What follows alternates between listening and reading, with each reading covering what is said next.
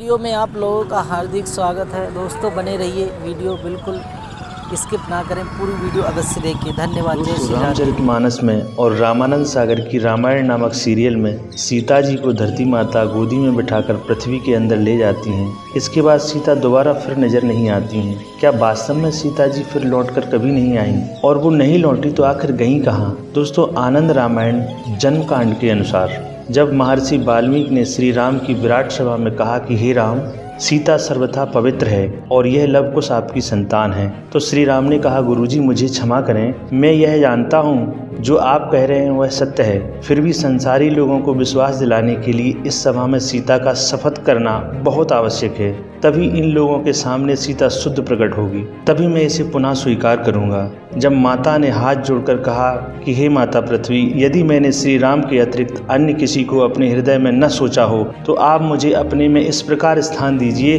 कि मैं उसमें समा जाऊं। सीता के इस प्रकार प्रार्थना करते ही तत्क्षण एक दिव्य सिंहासन पृथ्वी के भीतर से निकला, जिसे बड़े बड़े नाग सिर पर उठाए हुए थे। वह सिंहासन सूर्य के समान प्रदीप्त हो रहा था, जिस पर माता पृथ्वी बैठी हुई थी। उन्होंने उसी क्षण अपने दोनों भुजाओं से सीता को अपने गले लगा लिया और गोदी में बिठा लिया और दोनों सिंहासन पर बैठ गईं। उसके बाद धीरे धीरे वह सिंहासन पृथ्वी में प्रविष्ट यानी धंसने लगा। जब सीता सिंहासन पर बैठकर पाताल को जा रही थीं, रामचंद्र जी सीता को पृथ्वी में धंसते हुए देख रहे थे। पृथ्वी में धंसते देखकर सिंहासन से कूद पड़े तथा पृथ्वी का हाथ अपने दाहिने हाथ से पकड़कर इस प्रकार कहने लगी कि हे देवी, तुम समस्त संसार का घर हो, ये संसार तुम पर ही बसता है, सारे संसार की तुम माता हो, आप पर कितने ही समंदर हैं, आप सबको संपत्ति देने वाली हैं और आपके उदर में अनेक प्रकार की औषधियाँ जन्म लेती हैं और माता आप आदि शक्ति हैं, परंतु मैं आपका रचयिता हूँ।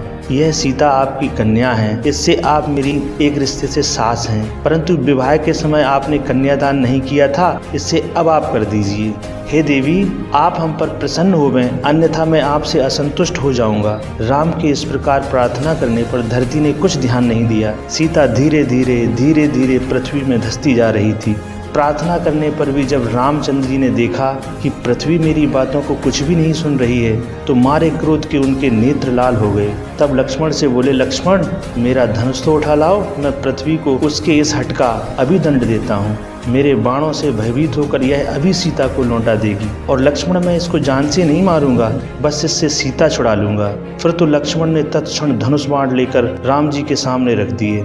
राम ने धनुष लेकर उस पर प्रत्यंचा चढ़ाई। अब जैसे ही प्रत्यंचा चढ़ाई, उसी समय आंधियां चलने लगी, समुद्र में प्रलय की तरंगें उठने लगीं, आकाश से तारे टूटकर गिरने लगे, दसों दिशाएं थर्राने लगीं, देवता थरथराने लगे और भोलेनाथ का ध्यान भंग हो गया।